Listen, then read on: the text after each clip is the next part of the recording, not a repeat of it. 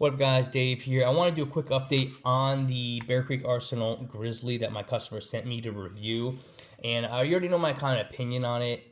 For the money and the problems we had, I don't know if it's necessarily worth it because there's better guns out there for the money. Now, he got this very, very cheap, but think about it.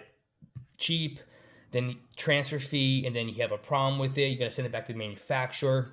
You're wasting ammo and time at the range trying to get it to run. Now, if you send it back to the manufacturer and they fix it, great, come back. But who knows if they would have fixed it? They might have put like one mag through it. The problem was as it heated up, it was starting to malfunction.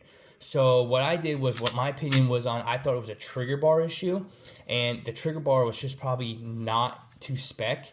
And metal heats up. When metal heats up, it expands. So if something's out of spec and it's getting heated up, it's just going to increase out of spec. Now, that's my opinion on it. Now, I'm not a Glock armor or a gunsmith at all. Just my experience when I have issues with that on Glocks, with that trigger issue I was having, and the malfunction I was having, that to me always led to trigger bar. Now, I also put a OEM trigger housing in it with a 336 ejector. Let me break this down. So now I will show you the barrel in a second. So we got the 336 ejector in there with the new trigger housing right there. Now, these are just polymer 80 pieces. These aren't billet machine. These are molded, injected metal, rails that are on this thing, but that wasn't a problem. All the holes line up perfectly. I checked that. Everything functions in here perfectly, but the trigger bar, this is an OEM trigger now, OEM trigger shoe, OEM trigger bar, and we have a OEM ejector, like I just showed you, and the connector in there. Now we're still using the trigger return spring right there from Bear Creek, but the trigger housing, the connector, the trigger bar, the trigger shoe, the ejector, like I said, now that's all factory Glock. And I'm not saying there's aftermarket companies out there that make good replacement parts, but with my experience, there's a couple parts I just like to keep stock. Trigger bar, connector, ejector. Just remember that, guys. Trigger bar, connector, ejector. Now you can get performance connectors that really take the trigger pull and lighten up your trigger pull and stuff like that, but it's just not worth it in my opinion. And these parts that they threw in this, they just looked like crap. The trigger bar was rough. There was machine marks. It was just, you could tell right off the bat. And we put about 85 rounds to this, and the trigger started seizing up, and it was inoperable. I had to let it sit, pick it up, and shoot it, and got all through the rounds. So the update, after I put those parts in, I sat there and dry fired it for about 100 racks and pulls, and it felt great. The trigger pull is still around 6.5 pounds. That's what it was when I first got it. But like I said, it's just a factory setup now, but it's reliable. I went to the range last week. I told the guys at the range, hey, I loaded up 100 rounds. I need to dump as many rounds through this thing as fast as possible, but not be an ass at the range. And the guy gave me the go-ahead.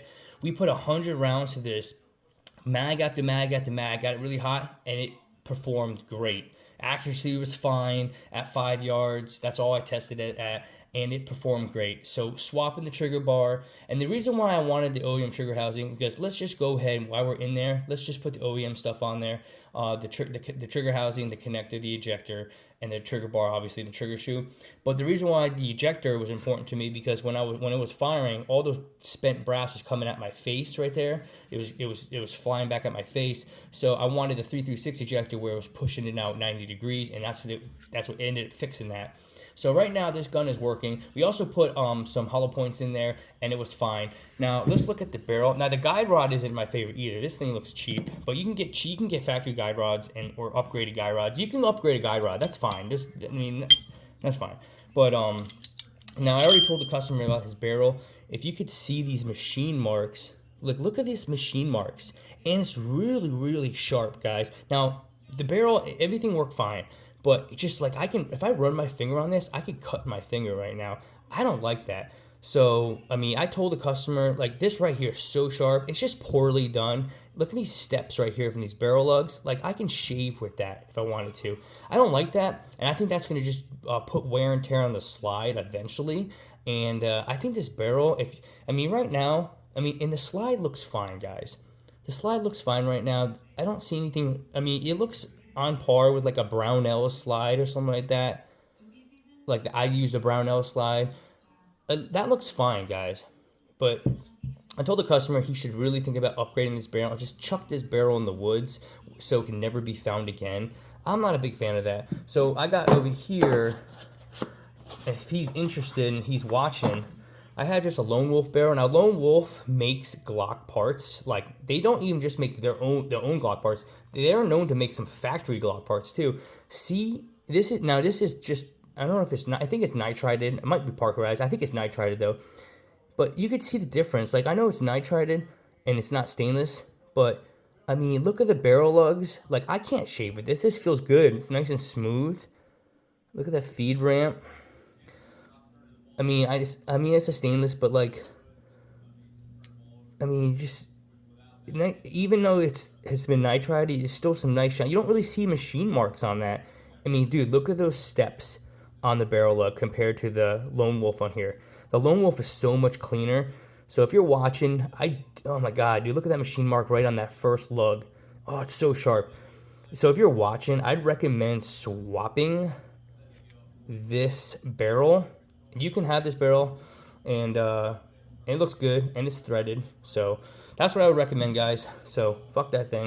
And but right now, if you throw this in, you know what, man? I'm just gonna go ahead and throw this together to give you guys a look, because that barrel sucks.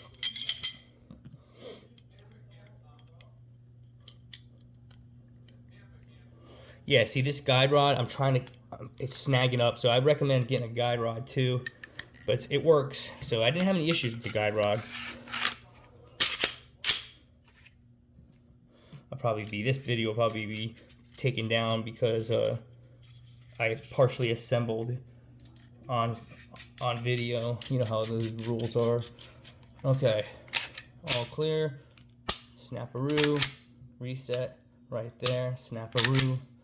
So anyway, I would take this to the range and put a couple more 100 rounds to it, but this is how I rock it with the new barrel, threaded or not threaded, and with the OEM trigger shoe. I mean, the trigger shoes are fine to swap out. Like Apex has a nice trigger shoe, Overwatch Precision, but right now the gun is operable and it's running great with the new OEM trigger bar, trigger shoe, connector, ejector, and trigger housing.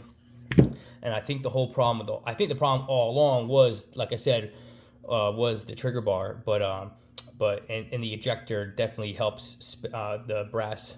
But anyway, I just want to give you a quick update on this gun. And would you buy? If it's what you can afford, buy it, but just buyer beware.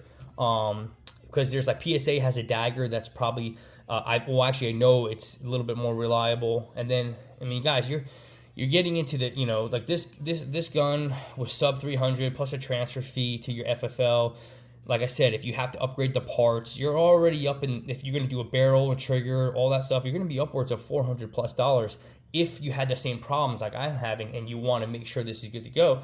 $400, you can go get a Ross Martin, you can go get an Arex Delta, you can get a used Glock, probably an M&P for a couple hundred, like $500 or $450. Look around, but like I said, my customer he sent this to me only for he just wanted me to do a review on it. He's a big supporter, and he just was curious about the gun, and he sent it out to me, and that's what we did, and we fixed it, and it's gonna go to him tomorrow, and he'll shoot it, enjoy it, and he'll keep me updated on it.